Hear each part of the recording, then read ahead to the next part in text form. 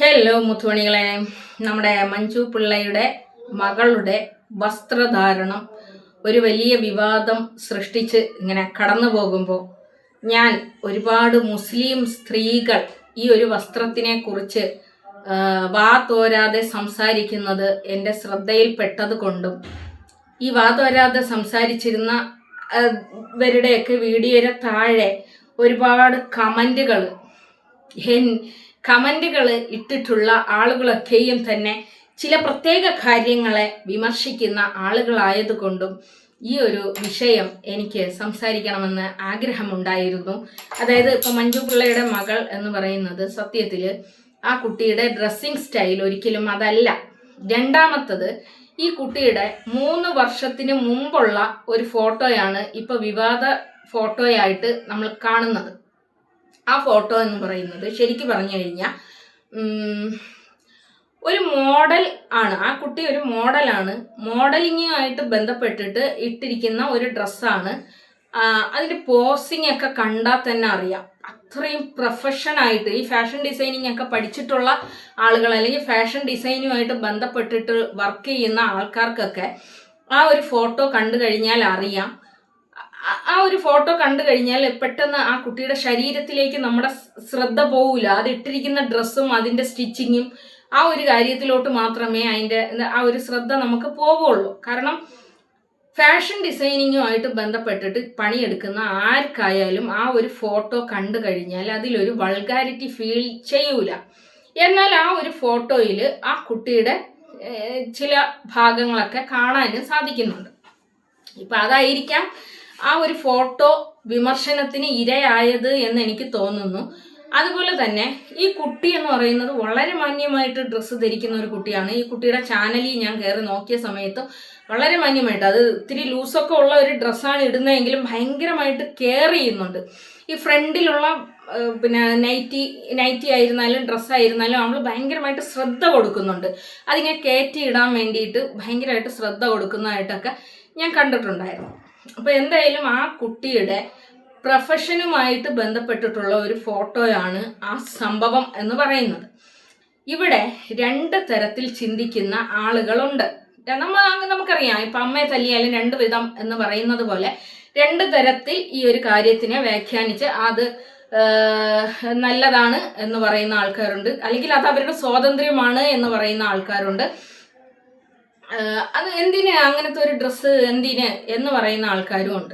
ഇപ്പം ഈ രണ്ടാമത്തെ വിഭാഗം ആളുകളോട് പറയാനുള്ളതെന്ന് പറഞ്ഞു കഴിഞ്ഞാൽ, ആ കുട്ടി നോർമലി വളരെ നീറ്റായിട്ടുള്ള ഡ്രസ്സ് ധരിക്കുന്ന ഒരു കുട്ടിയാണ്.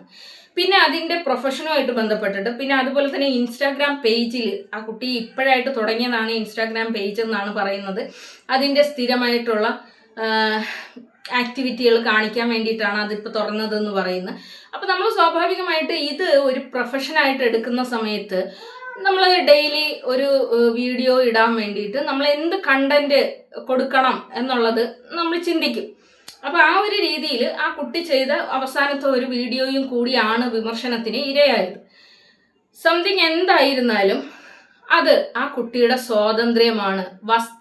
വസ്ത്രധാരണം എന്ന് പറയുന്നത് അവനവൻ്റെ സ്വാതന്ത്ര്യമാണ് എന്ന് വാ തോരാതെ വിമർശിക്കുന്ന ആളുകൾ കുറച്ച് നാളുകൾക്ക് മുമ്പ് എൻ്റെയും എൻ്റെ മകളുടെയും വസ്ത്രധാരണത്തെ ക്വസ്റ്റ്യൻ ചെയ്തവരാണ് എന്നുള്ളതാണ് ഭയങ്കരമായിട്ട് സ്ട്രൈക്ക് ചെയ്യുന്ന ഒരു കാര്യം എന്ന് പറയുന്നത്. ശരിയാണ്, നമ്മുടെ നാട്ടിൽ നമുക്ക് ഇഷ്ടമുള്ള വസ്ത്രം ധരിക്കാം, നമുക്ക് ഇഷ്ടമുള്ള ഭക്ഷണം കഴിക്കാം, നമുക്ക് ഇഷ്ടമുള്ള ലൈഫ് സ്റ്റൈൽ എടുക്കാം, നമുക്ക് ഇഷ്ടമുള്ള മതം സ്വീകരിക്കാം. ഇതൊക്കെ മനുഷ്യൻ്റെ ഫണ്ടമെൻ്റൽ റൈറ്റിൽപ്പെട്ടതാണ്.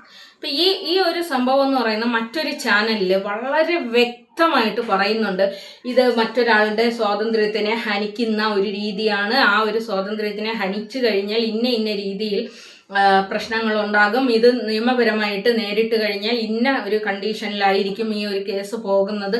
അപ്പോൾ അങ്ങനെ എന്നൊക്കെ പറഞ്ഞുകൊണ്ട് ഒരുപാട് നിയമവശങ്ങളെക്കുറിച്ചൊക്കെ ഇങ്ങനെ വാതോരാതെ സംസാരിക്കുന്ന മറ്റൊരു ചാനലിനെയും ഞാൻ കണ്ടിട്ടുണ്ട്. ഇവിടെ എനിക്ക് പറയാനുള്ളതും ഈ ഒരു കാര്യം തന്നെയാണ്. അതായത് ഇതിൽ എൻ്റെ മകളെ വിമർശിച്ച ആളുകളോടാണ് എനിക്ക് പറയാനുള്ളത്. എൻ്റെ മകളും പിന്നെ ഫാഷൻ ടെക്നോളജിയാണ് പഠിക്കാൻ വേണ്ടിയിട്ട് പോകുന്നത്. നാളെ ഒരു പക്ഷേ ഇതുപോലുള്ള ഡ്രസ്സുകൾ എൻ്റെ മകൾ ഇട്ടേക്കാം. അപ്പോഴും ഇതുപോലെ വിമർശനവുമായി വരരുത്. വസ്ത്രം ആരുടെ സ്വാതന്ത്ര്യമാണ് മക്കളെ? വസ്ത്രം ആരുടെ സ്വാതന്ത്ര്യമാണ്? രായമ്മയുടെ മോക്ക് ഒരു നിയമം, മഞ്ജു പിള്ളയുടെ മോക്ക് വേറൊരു നിയമം ഇല്ല. ഇന്ത്യയിൽ ജീവിക്കുന്ന എല്ലാ പൗരനും നിയമം എന്ന് പറയുന്നത് ഒന്ന് മാത്രമാണ്, നമ്മുടെ ഇഷ്ടത്തിന് മറ്റുള്ളവർ ജീവിക്കുക എന്ന്, അല്ലെങ്കിൽ മറ്റുള്ളവരുടെ മക്കളെ ജീവിപ്പിക്കുക എന്നുള്ളത് ഒരു കൺസേണേ അല്ല. ഇവിടെ ഷെഫീന ബീവി എന്ന് പറയുന്ന ആ ഒരു യൂട്യൂബറിനെ എല്ലാവരും വിമർശിക്കാനുണ്ടായ റീസൺ എന്ന് പറയുന്നത്, ആ കുട്ടി എന്ന് പറയുന്നത് മഞ്ജു പിള്ളയുടെയും സുജിത്തിൻ്റെയും മകളാണ്. അപ്പം ഒരു കുട്ടിയെ നമുക്ക് വിമർശിക്കാം, പക്ഷെ അതിനെ അടച്ചാക്ഷേപിച്ച് വിമർശിക്കുക എന്ന് പറയുന്നത് അതിൻ്റെ അമ്മയ്ക്കും അച്ഛനും പോലും പറ്റില്ല. കാരണം അത് 18 വയസ്സ് കഴിഞ്ഞിട്ടുള്ള ഒരു കുട്ടിയാണ്. ആ ഒരു കുട്ടീനെ അടച്ചാക്ഷേപിച്ച് വിമർശിക്കുക എന്ന് പറയുന്നത് എവിടെയെങ്കിലും ഇരിക്കുന്ന ഏതെങ്കിലുമൊക്കെ ആളുകൾക്ക് ചെയ്യാൻ പാടില്ല. ഇനി പാടുണ്ടായാൽ തന്നെ ഇപ്പോൾ ആ കുട്ടി എടുത്തിരിക്കുന്ന ഒരു നിലപാടുണ്ട്. അതായത് ആ കുട്ടി ഇന്നലെ അതിന് ഭയങ്കരമായ, ശരിക്ക് പറഞ്ഞു കഴിഞ്ഞാൽ ഒരു അമ്മ എന്നുള്ള നിലയിൽ എനിക്ക് ആ മകളുടെ ആ ഒരു വീഡിയോ കണ്ടു കഴിഞ്ഞപ്പോൾ ഞാൻ ഭയങ്കര ഹാപ്പിയായി എന്നുള്ളതാണ്. അതായത് ആ കുട്ടി അതിനെ അത്രയും ബോൾഡായിട്ട് കൈകാര്യം ചെയ്തു. ശരിക്കും എൻ്റെ മകളെ തന്നെയാണ് എനിക്ക് ആ മകളിലും കാണാൻ വേണ്ടിയിട്ട് സാധിച്ചത്. അതായത് കുറച്ച് നാളുകൾക്ക് മുമ്പ് എൻ്റെ മകളുടെ അഭിമാനത്തെ ബാധിക്കുന്ന തരത്തിലൊരു ആരോപണം ചില ആളുകൾ ഉന്നയിച്ചിട്ടുണ്ടായിരുന്നു. ഈ ഒരു ആരോപണം അത് ഞാൻ കേട്ട സമയത്ത് തന്നെ ഞാൻ എൻ്റെ മകളുമായിട്ട് അത് പങ്കുവെച്ചിട്ടുണ്ടായിരുന്നു.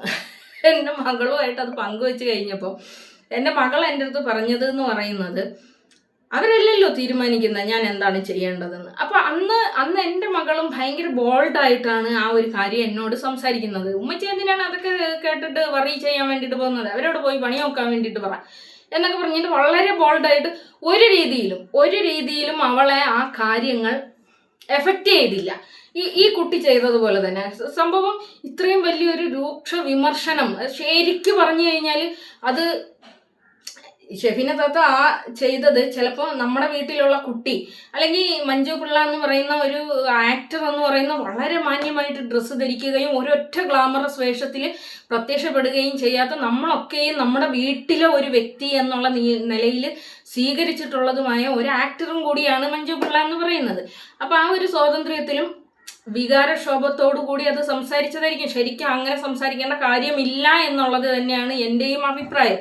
നമ്മളല്ല മറ്റൊരാളുടെ സ്വാതന്ത്ര്യം നിശ്ചയിക്കേണ്ടതോ അല്ലെങ്കിൽ മറ്റൊരാൾ എങ്ങനെ ജീവിക്കണം എന്ന് നിശ്ചയിക്കേണ്ടതോ നമ്മളല്ല. അപ്പം അതുകൊണ്ട് തന്നെ ആ ഒരു കാര്യം നമുക്ക് പറയാൻ വേണ്ടിയിട്ടുള്ള റൈറ്റും ഇല്ല. വിമർശിക്കാം, പക്ഷെ നമുക്കത് അധികാരത്തോടു കൂടി പറയാൻ വേണ്ടിയിട്ടുള്ള അധികാരം നമുക്ക് ആർക്കും ഇല്ല. ആ കുട്ടിയുടെ അമ്മയ്ക്കും അച്ഛനും തന്നെ ഇല്ല. അപ്പം പിന്നെ നമുക്കുണ്ടാവുമോ? അപ്പം അതുകൊണ്ട് തന്നെ ഇവിടെ എനിക്കും എടുത്തു പറയാനുള്ളത് ഈ സംഭവങ്ങളൊക്കെയും തന്നെ ഇന്ന് അനുകൂലിച്ചുകൊണ്ട് അല്ലെങ്കിൽ അതിനെ എടുത്തു പറഞ്ഞുകൊണ്ട് കുറേ മുസ്ലിം വനിതകൾ ചാനലൊക്കെ നടത്തുന്ന കുറേയധികം മുസ്ലിം വനിതകൾ തന്നെ രംഗത്ത് വന്നിട്ടുണ്ടായിരുന്നു. അതിൻ്റെ താഴെയൊക്കെ വന്നിട്ടുള്ള കമൻറ്റുകൾ എന്ന് പറയുന്നത് എന്താ, ഇതേ ആളുകൾ തന്നെയാണ് 5 ദിവസത്തിന് മുമ്പ്. അതാണ് പറയുന്നത്, പടച്ച തമ്പുരാൻ വലിയവനാണ്. അവരുടെ വാകൾ കൊണ്ട് തന്നെ, അവരുടെ വായ കൊണ്ട് തന്നെ അതിനെ തിരുത്തിയും പറയിക്കും. ദിവസങ്ങൾ പോലും കഴിയുന്നതിന് മുമ്പ് ഒരാളുടെ വസ്ത്രധാരണം എന്ന് പറയുന്നത്, അല്ലെങ്കിൽ അയാളുടെ വികാരം എന്ന് പറയുന്നത്, അയാളുടെ പേഴ്സണൽ തിങ്ക് എന്ന് പറയുന്നത്, അതൊക്കെ അവരുടെ പേഴ്സണൽ ആയിട്ടുള്ള കാര്യങ്ങളാണ്. നമ്മളിനി എത്ര അവരുടെ പിന്നാലെ നടന്നാലും, ഇനി എത്ര തന്നെ അവരെ അപമാനിക്കാൻ വേണ്ടിയിട്ട് ശ്രമിച്ചാലും, നെവർ മൈൻഡായിട്ട് നടക്കുന്ന ആളുകൾ നെവർ മൈൻഡായിട്ട് തന്നെ നടക്കുകയുള്ളൂ. അവരവരുടെ ഇഷ്ടത്തിനും. ഇപ്പോൾ ഈ മഞ്ജു പിള്ളയുടെ മകളെന്ന് പറയുന്നത് സ്വന്തമായി അധ്വാനിക്കുന്ന ഒരു കുട്ടി കൂടിയാണ്, സ്വന്തമായി ഏൺ ചെയ്യുന്ന ഒരു മകളും കൂടിയാണ്. അപ്പോൾ അതൊക്കെ എന്ന് പറയുന്നത് നമ്മൾ നമ്മുടെ മക്കൾക്കും പറഞ്ഞു കൊടുക്കേണ്ടുന്ന ചില കാര്യങ്ങളാണ്.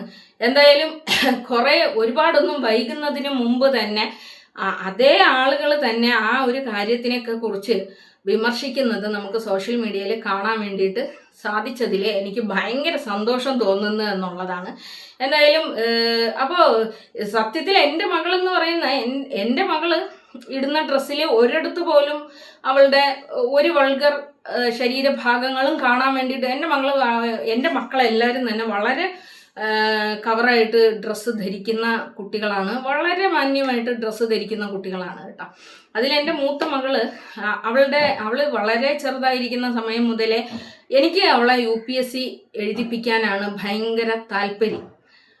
അതിന് തന്നെയാണ് ഞാൻ ഇവളെ ട്രെയിൻ ചെയ്തുകൊണ്ടേ ഇരുന്നത്. പക്ഷേ ഇവളൊരു 8ാം ക്ലാസ് 9ാം ക്ലാസ്സിലൊക്കെ ആയി കഴിഞ്ഞപ്പോഴത്തേക്കും തന്നെ ഇവളുടെ ഒരു ചിന്താഗതി എന്ന് പറയുന്നത് ഫാഷൻ ഡിസൈനിങ് അല്ല, ഫാഷൻ ടെക്നോളജി എന്ന് പറയുന്ന ഒരു സംഭവത്തിലാണ് ഇവളുടെ ശ്രദ്ധ മുഴുവനും എന്ന് പറയുന്നത്. ശരിക്കും അതിന് വേണ്ടിയിട്ട് ഞാൻ ആ പുസ്തകം നോക്കിയതായിരുന്നേ. അതായത് അതിന് വേണ്ടിയിട്ട് അവള് അന്ന് മുതലേ പ്രയത്നിക്കാൻ വേണ്ടിയിട്ട് തുടങ്ങുന്നു. പിന്നെ തവക്കൽ, നമുക്ക് അറിയാൻ പാടില്ല നാളെ എന്താണ് സംഭവം, ഇത് നടക്കുമോ നടക്കൂലേ എന്നുള്ളതൊന്നും നമുക്കറിയാൻ പാടില്ല. അവള് അപ്പടി തന്നെ, അതായത് ഒരു 10ാം ക്ലാസ്സിൽ പഠിക്കുമ്പോൾ 8ാം ക്ലാസ്സിൽ പഠിക്കുമ്പോൾ അവൾക്ക് അവളുടെ കരിയറിനെ കുറിച്ച് അവൾക്ക് ബോധം വരുന്നു. നമുക്കൊന്നും അത് അന്നത്തെ സമയത്തൊന്നും നമുക്ക് അറിയ പോലും ചെയ്യാത്തൊരു കാര്യമാണ്. 10ാം ക്ലാസ്സിൽ എത്തുമ്പോൾ അവൾ ആ കരിയറിനെ കുറിച്ച് എന്നോട് ഡിസ്കസ് ചെയ്യുന്നു. 11ാം ക്ലാസ്സിൽ എത്തിയപ്പോൾ അവൾ അതിന് പ്രിപ്പറേഷൻ തുടങ്ങുന്നു. ഞാൻ ഒരു സഹായവും അവൾക്ക് ചെയ്തു കൊടുത്തിട്ടുണ്ടായിരുന്നില്ല. അവൾ തന്നെ അതിൻ്റെ പുസ്തകം കണ്ടുപിടിക്കുന്നു, അതിൻ്റെ നിഫ്റ്റിൻ്റെ എക്സാം എവിടെയാണെന്ന് നോക്കുന്നു. അതേ കണക്ക് നിഫ്റ്റിൻ്റെ എൻട്രൻസിൻ്റെ കോച്ചിങ് സെൻറ്റർ എവിടെയാണെന്ന് കണ്ടുപിടിച്ചിട്ടുണ്ട്. ഇപ്പോൾ പട്ടത്താണ് അതിൻ്റെ കോച്ചിങ് സെൻറ്റർ. അതുപോലെ തന്നെ എനിക്കൊരു അനിയനുണ്ട്, അനിയൻ്റെ അടുത്ത് പറഞ്ഞിട്ട് ഇവള് അതിൻ്റെ കോളേജ് എവിടെയാണ് എന്നുള്ളത് കണ്ടുപിടിച്ച് വെച്ചിട്ടുണ്ട്. 2 സ്ഥലത്തുണ്ട്. ഒന്ന് കണ്ണൂർ യൂണിവേഴ്സിറ്റിയിലും ഉണ്ട്, ഒന്ന് കൊച്ചിയിലും ഉണ്ട്. അപ്പം 2 സ്ഥലത്തെയും ഫീസും അതിൻ്റെ സ്കോളർഷിപ്പ് ഇതെല്ലാം അവൾ കണ്ടുപിടിച്ച്, അവൾ സ്വയമേ തന്നെ ഇതെല്ലാം കണ്ടുപിടിച്ച് അവളത് പഠിക്കാൻ വേണ്ടിയിട്ടുള്ള തയ്യാറെടുപ്പും എടുത്തിരിക്കുകയാണ്. അപ്പോൾ ഈ ഫാഷൻ ടെക്നോളജി എന്ന് പറയുന്നത് ശരിക്കും ഇതൊക്കെ തന്നെയാണ്. അതായത് മോഡലിങ്, അതുപോലെ പിന്നെ ഡ്രസ്സ് മേക്ക് ചെയ്യുന്നത്, അതുപോലെ ന്യൂസ് ചാനലുകളിൽ ഇൻട്രോ പിന്നെ മേക്ക് ചെയ്യുന്നത്, ഇതൊക്കെയാണ് അതിലുള്ള മെയിനായിട്ടുള്ള കാര്യങ്ങളെന്നാണ് ഞാൻ മനസ്സിലാക്കി വെച്ചിരിക്കുന്നത്. എനിക്ക് മനസ്സിലായത് അതൊക്കെയാണ്. അപ്പം നാളെ അത് പഠിച്ചിറങ്ങി വന്നു കഴിഞ്ഞാലും അവളുടെ ചിന്തയും, അവളിടുന്ന ഒരു ഡ്രസ്സായിക്കോട്ടെ, അവളിടുന്ന ഒരു ഷൂ ആയിക്കോട്ടെ, അവളുടെ നടത്ത ആയിക്കോട്ടെ, അവളുടെ സംസാര ശൈലി ആയിക്കോട്ടെ, ഇതെല്ലാം അവൾക്ക് തന്നെ അവളുടെ കരിയറിനെ കുറിച്ച് ഭയങ്കരമായ ചിന്തയും ഇതൊക്കെ ഉള്ള ഒരാളാണ്.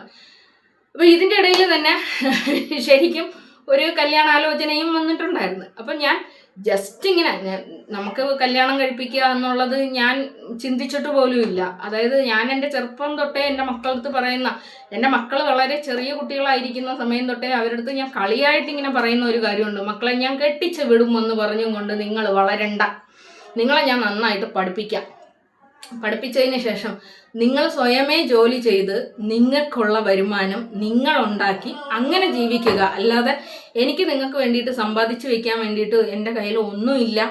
പക്ഷെ ഞാൻ എത്ര കഷ്ടപ്പെട്ടാലും ഞാൻ നിങ്ങളെ പഠിപ്പിക്കാം. നിങ്ങൾ സ്വന്തമായി ഒരു ജോലി നേടിയെടുത്ത് അതിൽ നിന്ന് വരുമാനം ഉണ്ടാക്കി ജീവിക്കാൻ വേണ്ടിയിട്ടുള്ളത് നിങ്ങൾ റെഡിയാക്കണം. അപ്പോൾ അത് ആ ഒരു രീതിയിൽ തന്നെ, ആ ഒരു ചിന്താഗതിയിലാണ് അവർ വളർന്നു വരുന്നത്. അപ്പം ഇങ്ങനെ ഒരു കല്യാണാലോചന വന്ന് എന്ന് പറഞ്ഞപ്പോൾ തന്നെ എൻ്റെ മോള് പറഞ്ഞ ഒരു കാര്യമുണ്ട്, ഉമ്മച്ചിയല്ലേ ഞങ്ങളടുത്ത് പറഞ്ഞത് ഇങ്ങനെയാണെന്ന്, എന്നിട്ട് എൻ്റെ ഉമ്മച്ചി ഇപ്പം ഇങ്ങനെ സംസാരിച്ചത്. അപ്പം ഞാൻ ഞാനങ്ങനെ സംസാരിച്ചതൊന്നുമല്ല മോളെ, അങ്ങനെ വന്നപ്പോൾ ഞാൻ പറഞ്ഞു എന്ന് മാത്രമേ ഉള്ളൂ എന്നുള്ള ഒരു രീതിയിൽ ഞാനതിന് ഒരിക്കലും ഇപ്പോഴെന്നല്ല, 25 വയസ്സെന്നല്ല, ഇനി ചിലപ്പോൾ 30 വയസ്സായാലും എനിക്ക് കല്യാണം കഴിപ്പിക്കണം എന്ന ആഗ്രഹം എനിക്കുണ്ടാവില്ല. അവർക്ക് എപ്പോഴാണോ അവർ കല്യാണം കഴിക്കണം എന്നുള്ള ഒരു പ്രാപ്തി അവരെപ്പോഴാണോ നേടുന്നത്, അല്ലെങ്കിൽ അവർക്ക് സ്വയം എനിക്ക് കല്യാണം കഴിക്കണം എന്ന് ചിന്തിക്കുന്നത്, ആ ഒരു സമയത്ത് അവർ കല്യാണം കഴിക്കും. അത് 15 വയസ്സ് അല്ല, ഇപ്പം 15 വയസ്സിൽ കഴിക്കാൻ പറ്റൂലേ, 21 വയസ്സിലാണെങ്കിൽ അങ്ങനെ, 25 വയസ്സിലാണെങ്കിൽ അങ്ങനെ, 30 വയസ്സിലാണെങ്കിൽ അങ്ങനെ, ഇനി 40 വയസ്സിലാണെങ്കിൽ അങ്ങനെ. ഇതൊന്നും എടുത്തുകൊണ്ടൊന്നും വിവാദമാക്കിക്കൊണ്ട് നടക്കാൻ വേണ്ടിയിട്ട് നിൽക്കരുത്. അതായത് ഞാൻ പറഞ്ഞത്, എൻ്റെ മകളുടെ അഭിമാനത്തിനെ ചോദ്യം ചെയ്തുകൊണ്ട് ചില ആൾക്കാർ രംഗത്ത് വന്നിട്ടുണ്ടായിരുന്നു. അതിൽ ഒരുപാട് ആൾക്കാർ പറയുന്ന ചില കാര്യങ്ങൾ ഞാൻ കേട്ടിട്ടുണ്ടായിരുന്നല്ല, സ്ക്രീൻഷോട്ട് കുറേ ആൾക്കാർ ഇങ്ങനെ കൊണ്ടുവന്നിട്ടിട്ട്, ബീനെ ഇങ്ങനെ പറയുന്ന നീ കേട്ടായിരുന്നോ, അല്ലെങ്കിൽ ഇവരിങ്ങനെ സംസാരിക്കുന്ന കേട്ടായിരുന്നോ, നീ എടുത്ത് തലയിൽ വെച്ചിരുന്ന ചില ആൾക്കാരാണ് എന്നൊക്കെ പറഞ്ഞുകൊണ്ട് ഒരുപാട് പേര് എൻ്റെ അടുത്ത് വന്നിട്ട് ഇതിനെക്കുറിച്ച് സംസാരിച്ചിട്ടുണ്ടായിരുന്നു. അപ്പം ഞാനിങ്ങനെ അവരുടെ അടുത്ത് തന്നെ ചോദിക്കുന്നു, ഇവരെന്താണ് ഉദ്ദേശിക്കുന്നത്? അതായത് ഇത്തരത്തിലൊരു അപവാദ കഥ ഉണ്ടായാൽ അതോടുകൂടി ജീവിതം അവസാനിച്ചു എന്നാണോ, അല്ലെങ്കിൽ ഇത് ഒരു എൻഡാണ്, ജീവിതത്തിൻ്റെ ഒരു എൻഡാണ് എന്നാണോ ഇവരുടെ മക്കളെ പോലും പഠിപ്പിക്കുന്നത് എന്ന് ഞാൻ ചിന്തിച്ചു പോയി. അതായത് മുമ്പ് എൻ്റെ ഹസ്ബൻഡ് ഹോസ്പിറ്റലിലായിരുന്ന ഒരു സമയം ഉണ്ടായിരുന്നു. ആ സമയത്ത് എനിക്ക് 5 കുട്ടികളുണ്ട് എന്നുള്ളത് പോലും എൻ്റെ ഹസ്ബൻഡ് മറന്നു പോയിട്ടുണ്ടായിരുന്നു. 2 മക്കളെ മാത്രമാണ് അദ്ദേഹത്തിന് ഓർമ്മയുണ്ടായിരുന്നത്. അപ്പോൾ ആ ചോദിക്കുന്നതിലും പറയുന്നതിലും എൻ്റെ 2 മക്കളെ മാത്രമാണ് അദ്ദേഹത്തിൻ്റെ ഓർമ്മയിലുള്ളത്. ബാക്കി കുട്ടികളെ ഇദ്ദേഹം മറന്നുപോയി. ഞാൻ പേര് പറയുമ്പോഴും അതാര് എന്ന് ചോദിക്കുന്നിടത്തുനിന്നാണ് ഞാൻ പ്രഗ്നൻ്റ് ആണ് എന്നുള്ള കാര്യം ഞാൻ പറയുന്നത്. അത് കഴിഞ്ഞ് ഈ ഓർമ്മയൊക്കെ തിരിച്ചു കിട്ടാൻ ഒരുപാട് സമയങ്ങൾ എടുത്തിട്ടുണ്ട്. എല്ലാ കാര്യങ്ങളും മറന്നുപോയ ഒരു സംഭവമല്ല, പക്ഷെ എവിടെയൊക്കെയോ എന്തൊക്കെയോ മറന്നുപോയ ഒരു സംഭവം ഉണ്ടായിരുന്നു. ഇദ്ദേഹത്തിൻ്റെ അസുഖമായിട്ട് ബന്ധപ്പെട്ടിട്ടുണ്ടായിരുന്നു. ആ ഒരു കാലത്താണ് ശരിക്ക് എൻ്റെ മകൻ, എൻ്റെ 6ാമത്തെ കുഞ്ഞിനെ കുറിച്ച് വിവാദമുണ്ടാകുന്നത്. വിവാദം എന്ന് പറഞ്ഞാൽ ഈ വാലും തുമ്പും ഇല്ലാത്ത ഏതൊക്കെയോ കഴുതക്കൂട്ടങ്ങൾ, ബുദ്ധിയും വിവരവും ഇല്ലാത്ത, അങ്ങനെ തന്നെ വേണമെങ്കിൽ പറയേണ്ടതായിട്ട് വരും, ബുദ്ധിയും വിവരം ഇല്ലാത്ത കുറേ കഴുതക്കൂട്ടങ്ങൾ പിന്നെ എൻ്റെ മകൻ്റെ പിതൃത്വമായിട്ട് ബന്ധപ്പെട്ടിട്ട് ഒരുപാട് അലിഗേഷനുകൾ ഉണ്ടാക്കി. പക്ഷേ പടച്ച തമ്പുരാൻ വലിയവൻ എന്നൊക്കെ പറയുന്നത് പോലെ എൻ്റെ ഹസ്ബൻഡ് തന്നെ സമ്മതിക്കുന്നു അത് അദ്ദേഹത്തിൻ്റെ മകനാണ് എന്ന് സമ്മതിക്കുന്ന, അല്ലെങ്കിൽ അദ്ദേഹത്തിന് തന്നെ അത് അദ്ദേഹത്തിൻ്റെ മകനാണ് എന്നുള്ളത് വ്യക്തമാകുന്ന തരത്തിലുള്ള പിന്നെ എന്താണ് തെളിവുകൾ, അല്ലെങ്കിൽ എന്തോ സംതിങ് ആര് ഇനി എന്ത് വിമർശനം ഉന്നയിച്ചാലും അത് അദ്ദേഹത്തിൻ്റെ മകനല്ല എന്ന് അദ്ദേഹം ഒരിക്കലും ഈ ഭൂമി മലക്കനെ മറിഞ്ഞാലും അവർ സമ്മതിക്കൂല, ഇത് എൻ്റെ മകനല്ല എന്ന് സമ്മതിക്കൂല. അത്രയും ഗാഢമായിട്ടാണ്. പക്ഷെ അപ്പോഴും മറ്റു ചില ആളുകൾ എന്ന് പറയുന്നത്, അപ്പോഴും മറ്റു കുറേ ആളുകൾ ഇപ്പോൾ എനിക്ക് തോന്നുന്നു ഇപ്പോഴും എൻ്റെ കുട്ടിയുടെ പിതൃത്വത്തിൻ്റെ പേരിൽ ഭയങ്കരമായ വ്യഗ്രതയും ആകുലതയും പൂണ്ടാണ് നടക്കുന്നത്. അതുപോലെ തന്നെ എൻ്റെ മക്കളുടെ ഡ്രസ്സിങ് സ്റ്റൈലിലും, അല്ലെങ്കിൽ എൻ്റെ മക്കളുടെ ഭാവിയിലും, എൻ്റെ മക്കളുടെ കല്യാണ കാര്യത്തിലും ഒക്കെ വളരെയധികം ആകുലതപ്പെട്ട് നടക്കുന്നതായിട്ട് കാണാൻ വേണ്ടിയിട്ട് പറ്റുന്നത്. അതുപോലെ തന്നെ ഞാനൊരു കുടുംബമായിട്ട് ജീവിക്കുന്ന ഒരാളാണ്. അതുപോലെ മറ്റൊരു കുടുംബത്തിലെ ഗ്രഹനാഥനെയും ചേർത്ത് എൻ്റെ ജീവിതത്തിൽ ചില കഥകളുണ്ടാക്കി. സത്യം പറഞ്ഞു കഴിഞ്ഞാൽ ഞങ്ങളെ അത് ഏതെങ്കിലും രീതിയിൽ ബാധിച്ചോ, ഇത് തന്നെ എൻ്റെ മകളുടെ ലൈഫിലും ഉണ്ടാകാൻ വേണ്ടിയിട്ട് പോകുന്നത്. അതായത് എൻ്റെ മകളുടെ ലൈഫിൽ ഇപ്പോൾ നിങ്ങൾ അല്ലെങ്കിൽ മറ്റുള്ളവർ പറയുന്ന ചില സ്റ്റോറി ഉണ്ടല്ലോ, അതൊക്കെ എന്ന് പറയുന്നത് ഇങ്ങനെ വെള്ളത്തിൽ വരച്ച വര പോലെ തന്നെ വരുള്ളൂ. അതായത് മുമ്പ് മറ്റൊരു ഗ്രഹസ്ഥനെയും വെച്ച് എന്നെ പറഞ്ഞ കഥകൾ കൊണ്ട് എൻ്റെ ലൈഫിലോ അദ്ദേഹത്തിൻ്റെ ലൈഫിലോ യാതൊരു കോട്ടങ്ങളും സംഭവിക്കാത്തത് പോലെ തന്നെ എൻ്റെ മകളെക്കുറിച്ച് പറയുന്ന കാര്യങ്ങൾക്കും അത് വെള്ളത്തിൽ വരച്ച വര പോലെ തന്നെ പോവുകയുള്ളൂ.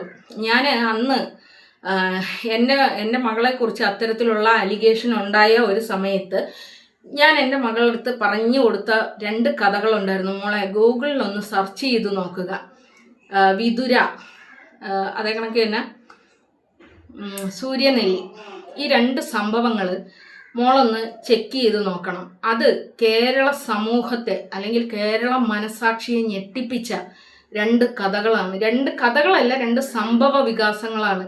അത് കേരളത്തിലെ ഓരോ അമ്മമാരെയും, ഓരോ അച്ഛന്മാരെയും, ഓരോ കുട്ടികളെയും, ഓരോ പെൺമക്കളുള്ള അമ്മമാരെയും ഇരുത്തി ചിന്തിപ്പിച്ച വളരെ വേദനാജനകമായിട്ടുള്ള 2 സംഭവങ്ങളാണ് നമ്മുടെ കേരളത്തിൽ നടന്നതാണ് എന്ന് പറഞ്ഞിട്ട് അവളത് നോക്കി, ഇങ്ങനെയും സംഭവങ്ങൾ നടന്നിട്ടുണ്ടോ ഉമ്മച്ചി എന്ന് ചോദിക്കുന്ന തരത്തിൽ അവൾ എൻ്റെ അടുത്ത് സംസാരിച്ചിട്ടുണ്ടായിരുന്നു.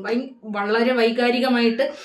അത് ശരിക്കും പറഞ്ഞു കഴിഞ്ഞാൽ നമ്മളെ മനസ്സിനെ കീറി മുറിക്കുന്ന സംഭവങ്ങളായിരുന്നു. അത് ഇന്നും ഈ ലോകത്ത് സംഭവിക്കുന്നുണ്ട് മക്കളെ. അതായത് ഇത്തരത്തിൽ പറഞ്ഞുകൊണ്ട് വായി കൊണ്ട് ഇന്നും ഓരോ പെൺകുട്ടികളും ഇത് അനുഭവിക്കുന്നുണ്ട്. അതിന് നമുക്കൊന്നും ചെയ്യാൻ വേണ്ടിയിട്ട് പറ്റൂല. ഇന്നും ആ സൂര്യനെല്ലി എന്ന് പറയുന്ന സ്ത്രീ എവിടെയോ ജീവിച്ചിരിപ്പുണ്ട്. എൻ്റെ പ്രായമാണ്, എനിക്ക് അറിയാം. അതായത് ഞാൻ ആ ഒരു പ്രായത്തിലായിരിക്കുന്ന സമയത്തായിരുന്നു ആ പെൺകുട്ടിക്ക് ആ ഒരു സംഭവം നടന്നിട്ടുള്ളത്. അപ്പോൾ ഇപ്പോൾ ആ കുട്ടി എവിടെയോ ഇങ്ങനെ ജീവിച്ചിരിപ്പുണ്ട്. അപ്പോൾ ആ കുട്ടിയൊക്കെ അനുഭവിച്ച ഒരു വേദനകളുണ്ട്, വിഷമതകളുണ്ട്. ഇത് തന്നെ ആയിരിക്കും നിങ്ങളെക്കുറിച്ച് നാളെ ഇതുപോലുള്ള അപരാധ കഥകൾ പറയുന്ന സമയത്ത് നിങ്ങളുടെ മനസ്സിലും തോന്നുക എന്നുള്ളത്. അത് വേദന തന്നെയാണ്. ആ വേദന എന്ന് പറയുന്നത് അത് കുറേ കാലങ്ങൾ കഴിയുമ്പോഴത്തേക്കും മാഞ്ഞു പോകുന്നതാണ്, അല്ലെങ്കിൽ ഇല്ലാതാകുന്നതാണ്. നമ്മളെപ്പോഴും ബോൾഡായിട്ട് നമ്മുടെ നേരെ വരുന്ന ഒരു അറ്റാക്ക് എന്ന് പറയുന്നത് അതിനെ ബോൾഡായിട്ട് നേരിടാൻ വേണ്ടിയിട്ട് നമ്മൾ തയ്യാറാകുമ്പോഴാണ് നമ്മളവിടെ ജയിക്കുക എന്ന് പറയുന്നത്. നമ്മളെ തളർത്താൻ വേണ്ടിയിട്ട് ഈ സമൂഹത്തിൽ ആരും നന്നായിരിക്കണം അല്ലെങ്കിൽ നല്ലതാവണം എന്ന് ചിന്തിക്കുന്ന ആളുകളൊക്കെ വളരെ കുറവേ ഉണ്ടാവുള്ളൂ. എവിടെയാണ് ഒരാൾ നല്ലത് എന്ന് കാണുന്ന സ്ഥലത്ത് നിന്ന് കാല് വലിച്ച് താഴെ ഇടാൻ വേണ്ടിയിട്ടായിരിക്കും ആളുകൾ നോക്കുന്നത്. അപ്പോൾ അങ്ങനെയുള്ള ആളുകളെ തിരിച്ചറിയുകയും അവരുടെ മുന്നിൽ വീണ് കൊടുക്കാതെ അല്ലെങ്കിൽ പിന്നെ തോറ്റു കൊടുക്കാതെ ഇരിക്കുക എന്നുള്ളതാണ് നമ്മുടെ ലക്ഷ്യമായിരിക്കേണ്ടത്. അത് മാത്രമല്ല, മറ്റൊരാൾക്ക് വേണ്ടിയിട്ട് നമ്മൾ ചീറഴിഞ്ഞ് കളയേണ്ടതോ അല്ലെങ്കിൽ നമ്മൾ അയ്യോ മറ്റൊരാൾ എന്നെ അങ്ങനെ പറയുന്നല്ലോ അപ്പം എൻ്റെ ജീവിതം അവസാനിച്ച് എന്ന് ചിന്തിക്കുന്നതല്ല. നമുക്ക് അവിടെ നിന്നും എണീക്കാൻ വേണ്ടിയിട്ട് സാധിക്കണം. അപ്പോഴാണ് നമ്മൾ നല്ല ബോൾഡ് എന്ന് പറയുന്നത് എന്നൊക്കെ പറഞ്ഞുകൊണ്ട് ഞാൻ കുറേ കാര്യങ്ങൾ അന്ന് എൻ്റെ മകളുടെ അടുത്ത് ഞാൻ സംസാരിച്ചിട്ടുണ്ടായിരുന്നു. അത് കഴിഞ്ഞ് സ്കൂളിൽ അതിനെക്കുറിച്ച് കുറച്ച് കാര്യങ്ങൾ സംസാരിക്കേണ്ടതായിട്ട് വന്നിട്ടുണ്ടായിരുന്നു. അപ്പോൾ അവിടെ ടീച്ചേഴ്സും ഭയങ്കര സപ്പോർട്ടിങ് ആയിട്ടായിരുന്നു ടീച്ചേഴ്സും ഇടപെട്ടിട്ടുണ്ടായിരുന്നത്. അപ്പോൾ അതുകൊണ്ട് തന്നെ പക്ഷേ എൻ്റെ മോൾക്ക് അത് ഒരു രീതിയിലും എഫക്റ്റ് ചെയ്തിട്ടില്ല. അതാണ് ഞാൻ പറഞ്ഞത്. ഇപ്പോൾ ദയ ഈ ഒരു കാര്യത്തിനെ എങ്ങനെയാണോ അപ്രോച്ച് ചെയ്തത് അതിനേക്കാളും ഭംഗിയായിട്ടായിരുന്നു എൻ്റെ മോളത് എൻ്റെ അടുത്ത് സംസാരിച്ചിരുന്നത്. എന്തായാലും നന്നായി. അതിനെക്കുറിച്ച് എൻ്റെ മകളുടെ തലയിലെ ഒരു തട്ടത്തിനെ കുറിച്ച് സംസാരിച്ചിരുന്ന ആളുകൾ തന്നെ ഇതിനെയൊക്കെ കുറിച്ച് സംസാരിക്കുന്നത് നമുക്ക് കേൾക്കേണ്ടി വന്നല്ലോ എന്നാലോചിക്കുമ്പോൾ വളരെ സന്തോഷവും സമാധാനവും ഒക്കെ തോന്നുന്നുണ്ട്. അതായത് വസ്ത്ര സ്വാതന്ത്ര്യം എന്ന് പറയുന്നത് നമ്മുടെ എല്ലാവരുടെയും സ്വാതന്ത്ര്യങ്ങളിൽ പെട്ടതാണ്. അതിലിരുന്ന് ആരെങ്കിലും എവിടെയെങ്കിലുമൊക്കെ ഇരുന്നുകൊണ്ട് കുരച്ച് കഴിഞ്ഞാൽ അവരവിടെ ഇരുന്ന് ഇങ്ങനെ കുരച്ച് തള്ളും എന്നല്ലാതെ, കുരച്ച് അവരുടെ വായിലുള്ള വെള്ളം വറ്റും എന്നല്ലാതെ ആർക്കും ഒന്നും തന്നെ സംഭവിക്കാൻ വേണ്ടിയിട്ട് പോകുന്നില്ല. അത്രേ ഉള്ളൂ.